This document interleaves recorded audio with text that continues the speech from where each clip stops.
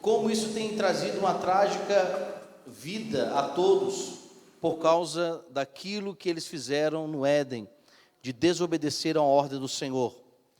Mas a carta de Paulo aos Filipenses, capítulo de número 2, no verso de número 5, está escrito: tende vós o mesmo sentimento que houve também em Cristo Jesus, pois ele, subsistindo em forma de Deus, não julgou como usurpação o ser igual a Deus.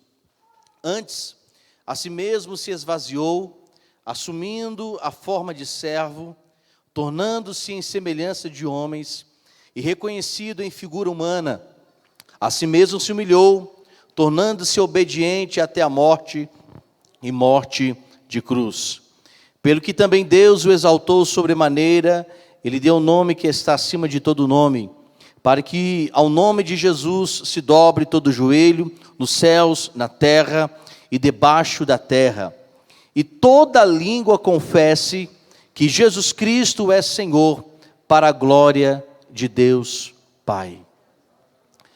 Estava vendo os vídeos, como do missionário Gutenberg, quando ele mostra aquela igreja linda, maravilhosa, grandiosa. Ouvimos também o pastor Ricardo falando um pouco. Ele esteve aqui, não é isso? Pastor Ricardo, né? Eu lembro que ele esteve aqui num seminário transcultural, não sei se foi em 2017, e foi muito legal a vinda dele, nos abençoou muito. Eu estava vendo a irmã Lenice falando ali o que Deus estava fazendo, o que eu achei mais lindo, que ela disse: olha, eu dou graças a Deus por tudo que eu tenho. Meus irmãos, que só Deus mesmo na vida da pessoa para reconhecer onde falta água. Os irmãos viram ali os casebres, né, a terra seca. Quando eu olho também para o pastor Weber,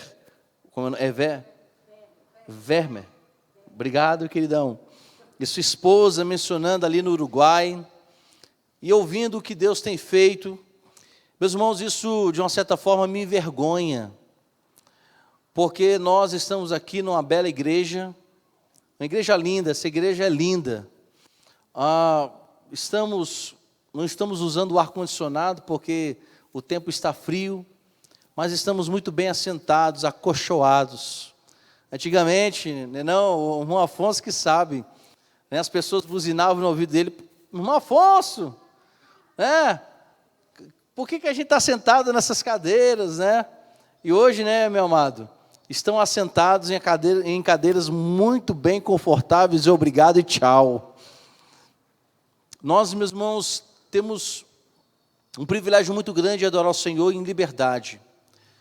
Ouvindo o Márcio falando aqui no México, né, e isso é verdade, estive ali no treinamento, como o México é necessitado, como também muitos povos que nós consideramos minoritários, como os indígenas, como também, meus irmãos, aqueles que são chamados, né, os quilombolas, ribeirinhos, os nossos armados sertanejos. Nós também temos as pessoas minoritárias com as suas culturas, que aqueles que são refugiados, imigrantes no nosso país, até mesmo os surdos são considerados como minoritários, mas existe também uma classe que precisa do Evangelho, que tem mesmo uma cultura particular, e até mesmo são considerados intocáveis, que são os ricos dos ricos, e os pobres dos pobres. São pessoas que necessitam do amor de Deus, e tantas outras nações que precisam ouvir que um dia um Deus, ele se humilha na forma de um homem, claro, evidente, não tendo a natureza pecaminosa de um homem, mas ele recebe, ele se torna, melhor dizendo, um ser humano que se humilha, para que hoje pudéssemos, meus irmãos, ter essa liberdade no Espírito de proclamar Jesus Cristo. Esse mesmo Jesus, que era Espírito e se encarna em homem, agora ele morre na cruz para desfazer e para destruir toda a obra que Adão adquiriu por causa da sua desobediência. Ele traz agora a esperança de uma desesperança deixada, fruto maligno, infelizmente, do nosso pai Adão. Esse Jesus Cristo, meus irmãos, que padece por nós, porque Adão, quando foi criado, à imagem e semelhança do nosso Senhor Deus, ele não nasce em um berço que, como Jesus nasceu, numa manjedoura. Ele é criado diretamente por nosso Deus, de um barro, é claro, mas tem diante dele toda a suficiência para sobreviver. Ele tem a suficiência do alimento. Adão e Eva recebem a suficiência de não conhecer, isso declara que ele conheceu depois do pecado, mas ele não nasce conhecendo dores, ele não nasce conhecendo a fome, ele não nasce conhecendo nem sequer o frio extremo, porque Deus, quando cria o homem, cria em sua total perfeição, e ele não sabe o que é padecer. Então Jesus Cristo vem a esse mundo para desfazer toda a obra maligna que fora deixada por causa do pecado. Esse mesmo Jesus, ele vem sobre a humanidade. Ele não morre especificamente para nós, campinenses, os 13 anos, os campinas grandenses. Ele não morre de forma específica pelo país chamado Brasil, mas ele morre para todos os povos. Eu acho lindo a cor dos africanos, essa cor preta que eles têm, é lindo. Irmã Carme perde de lavada, né? Essa cor linda que eles têm, de pele, cor preta, coisa linda. Jesus também morreu por eles, morreu pelos asiáticos, morreu pelos árabes, por mais que os árabes não conheçam de fato quem é o Deus Supremo, e ainda estão atrelados a uma briga terrível, por causa de uma descendência, brigam por causa de uma bênção paterna, e esquecem que precisam também de Jesus Cristo, esse que veio morrer pelos árabes, morreu pelos coreanos do norte, aqueles em que há um imperador que proíbem tudo e todas as coisas, que na verdade o Deus é sua própria pessoa. Jesus Cristo também se humilhou por causa deles. Jesus Cristo veio a este mundo nessa forma humilhante, para morrer, meus irmãos, pelos terroristas, que tanto nós abominamos muitas vezes, e nós achamos que esses terroristas também não podem ter acesso a Jesus Cristo, porque matam pessoas, mas eles são carentes também de receber a palavra, e serem transformados pelo poder que há no nome de Jesus Cristo. Esse mesmo Jesus, é o Jesus, meus irmãos, que morreu pelos bolivianos, pelos mexicanos, é o mesmo Jesus que morreu pelos italianos. Eu estava contando aos meninos, quando eu estava ali no México, que quando nós fomos enviados para a Itália, em alguns lugares nós fomos expulsos da Itália, porque era um país, extremamente católicos, e por sermos evangélicos, muitas vezes tínhamos que mudar de cidades, porque eles não aceitavam o evangelho de Jesus Cristo. E muitas outras histórias. Lembro, meus irmãos, quando estava no Rio Grande do Sul, eu não sei se os irmãos sabem, eu acho que os irmãos nunca contei isso na igreja, até mesmo porque eu nunca gostei de me exaltar, porque Jesus Cristo é o Senhor de todas elas, de todas as vidas. Mas eu passei um bom período, meus irmãos, no Rio Grande do Sul, numa cidade chamada Quaraí, e de vez em quando eu passava a ponte que fazia a fronteira com a cidade chamada Artigas, e no meio do caminho eu fui parado por satanistas, porque souberam que eu estava indo para a cidade de Artigas, fazer um estudo bíblico, porque tinham 3 pessoas que eu fazia estudo bíblico com eles. Eu fui parado no meio da ponte, antes de chegar na fronteira do Uruguai, e quando eu cheguei ali, meus irmãos, eles me ameaçaram de morte, disseram, se você voltar amanhã nós vamos te matar. Eu disse a eles, então prepara a bala, porque amanhã eu volto. Sabe por quê? Porque Jesus Cristo também morreu por os uruguaios. E muitas vezes nós esquecemos disso.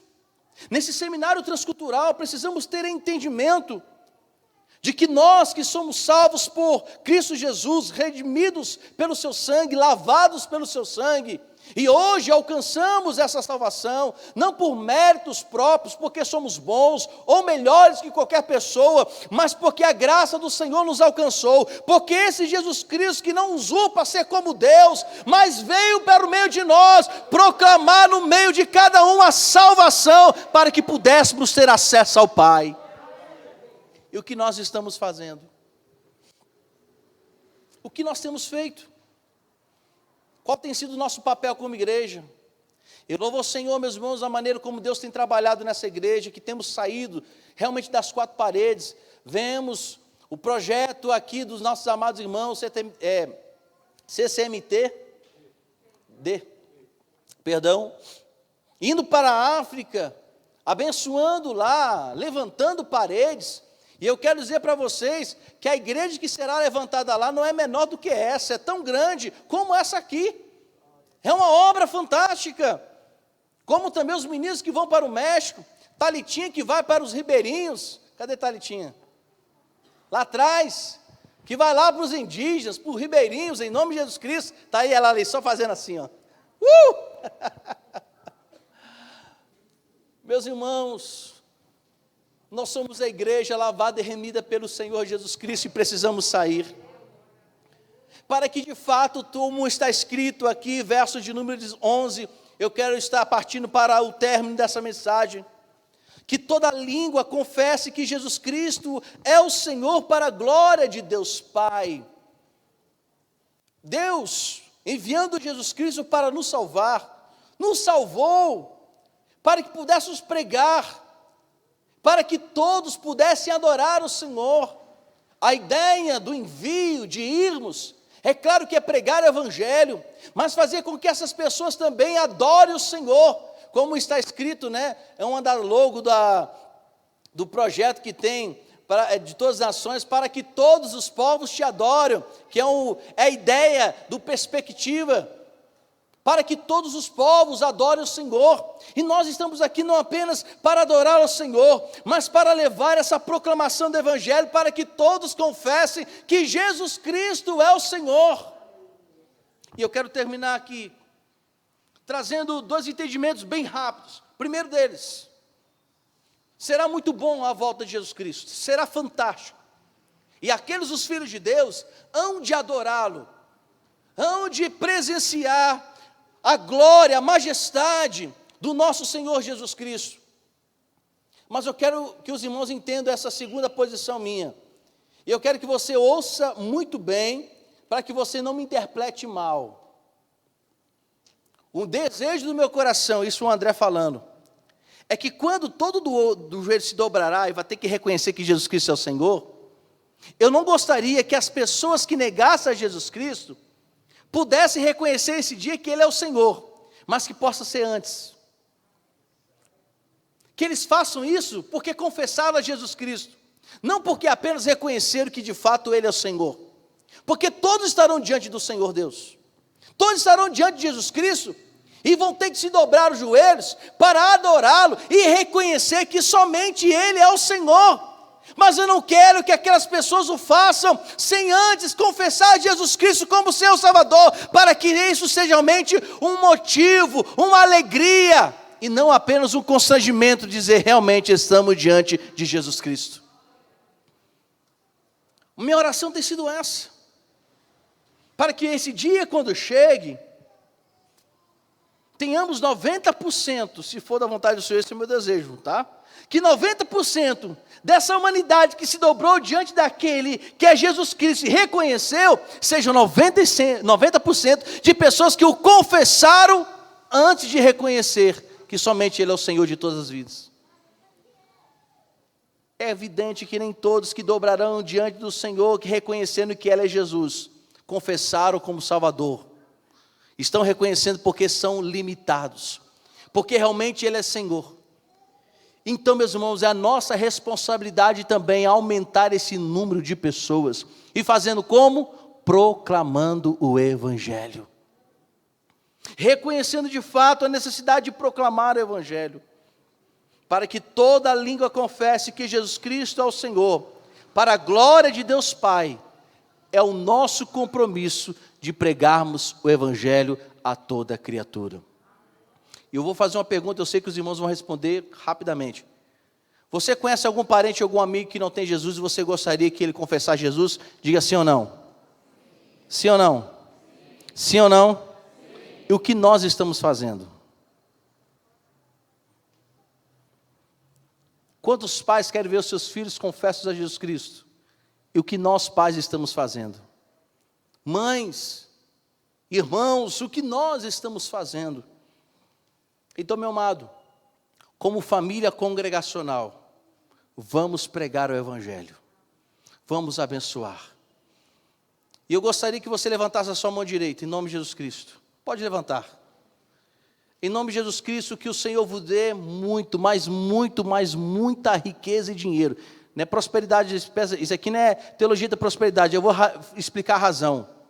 Para que você tenha tantas condições, que quando chegar um missionário e dizer assim, eu preciso de ajuda, você tenha condições suficientes para ajudar. Que não falte nada no seu celeiro, que a glória de Deus seja abundante, superabundante na sua vida, para que você possa compartilhar. O dia que chegar aqui uma organização mundial de evangelismo, estamos precisando de 100 mil, essa igreja se levante e diga, nós temos como ofertar. Por isso, meu irmão, em nome de Jesus Cristo, que nunca falte o pão sobre a sua casa. Em nome de Jesus Cristo, que nunca falte nada sobre a sua vida. Mesmo que você diga, pastor, eu tenho pouco, o Senhor há de abençoá-lo, para que você compartilhe e seja um missionário também, que oferte para que o Evangelho de Cristo seja proclamado.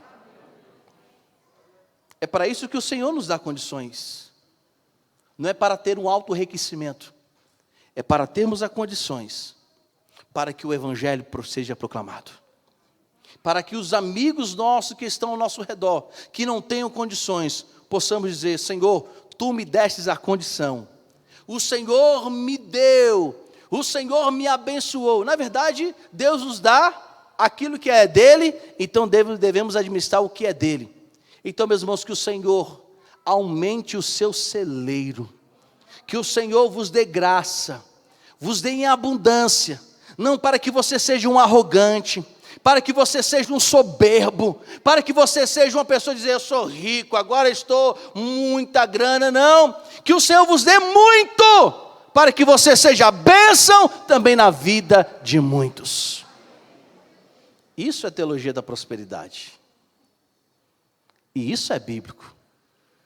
Deus nos dá, para que façamos como a igreja primitiva, vamos compartilhar, e quanto mais você oferta, quanto mais você entende a importância de abençoar, você vai entender o que Paulo disse em Atos, mas bem-aventurado é dar do que receber.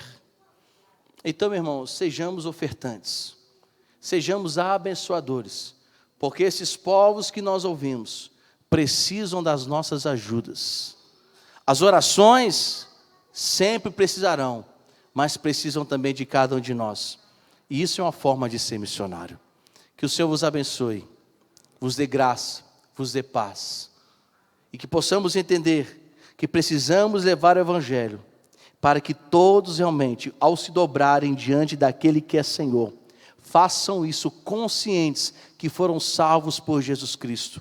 É claro que todo o joelho se dobrará, confessará que Jesus Cristo é o Senhor, mas muitos desses o farão, porque se sentirão constrangidos diante de uma glória tão maravilhosa. Mas depois desse reconhecimento, estão perdidos, estão condenados. Mas é a hora de nós trabalharmos. Vamos trabalhar, meus irmãos? Vamos pregar o Evangelho? Não podemos ir para as outras ações, mas vamos pregar. Você fala, pastor, mas tem tanta região aqui que precisa do Evangelho. Sim, meus irmãos. É em Jerusalém, na Judéia e Samaria, até os confins da terra. Façamos isso, e certamente essa igreja, preste atenção que eu vou falar, Deus abençoará tanto essa igreja, que nós vamos ter filiais em outros países, em outros lugares, porque Deus está levantando um povo para proclamar o Evangelho de Jesus Cristo. Amém? Amém? Antes de eu passar a palavra para a irmã Dilma.